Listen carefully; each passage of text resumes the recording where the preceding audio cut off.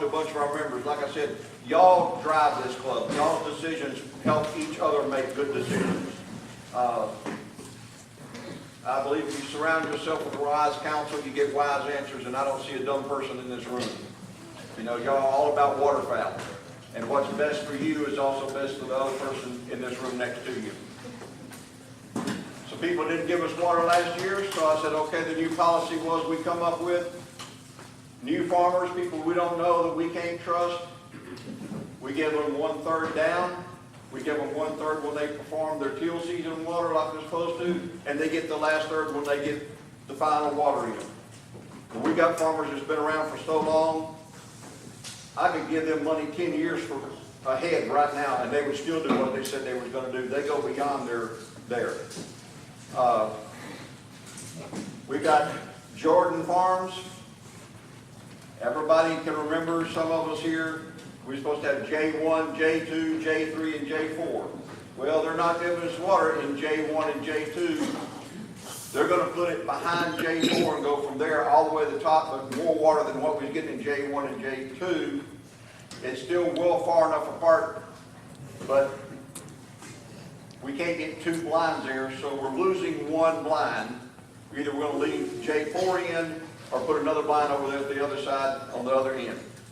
We're still another spot where the roost was. We're going to have a blind up there. So instead of us having 7 blinds up that way, we're supposed to, that's well over 440 yards apart, most of them are 500 yards or better apart, we're only going to have 6. Sealy, we've already went through their stuff twice. They've changed where we're supposed to get water. We're supposed to be by the well up there. Now they went in different farm practices. Okay, we got all the blinds set and built. They said, okay, we can't have water there because we got to put rice there next year, so we're going to put it over here. We can get you water here. Fine. There's another little barn down there if y'all are people that's been by it. So we got the other blinds set up, ready to go.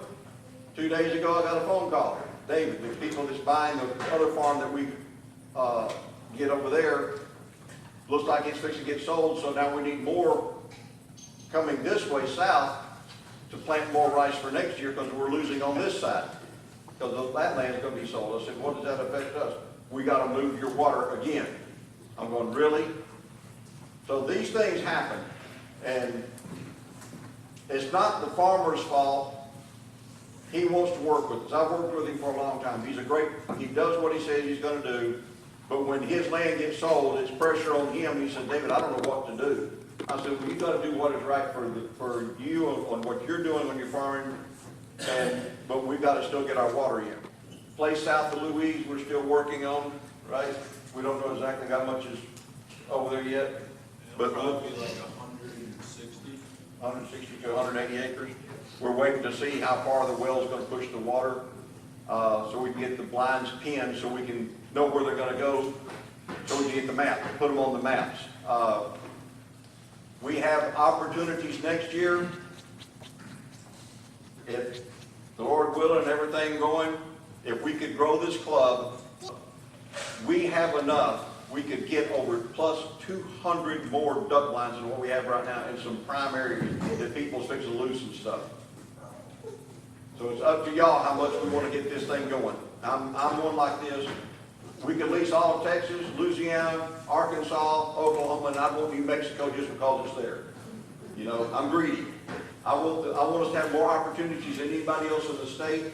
I want us to be able to say, hey, well, we got this blind, we got this blind. I want it to be where you couldn't hunt every blind we have if it took you 2 years, that you could go to a different blind every time you went. That's our goal. With the stuff that we had last year in Chesterville area, reason some people ask why didn't we have that this year? The farmers have a contract with the seed companies, and the seed companies say they tell the farmers you cannot have any water on this property that prior the year before, or our contract with you for the seed is no good. So the farmer said, okay, we can't hold any water. But we've got farmers that come and knock on our doors and say, David, will you please take this? We're tired of everybody else. We hear how your men keep the place clean, how y'all don't tear up all the fields, where you don't let the cows out all the time.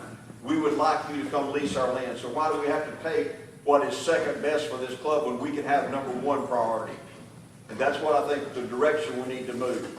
I'm just a guy in the middle that helps direct what try to make it work. That's all I do.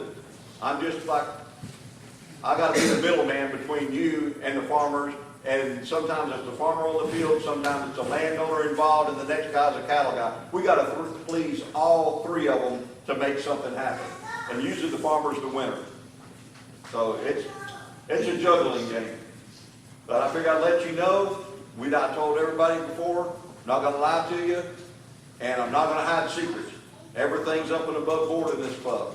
That way no one's feelings is hurt and everybody knows what's happening.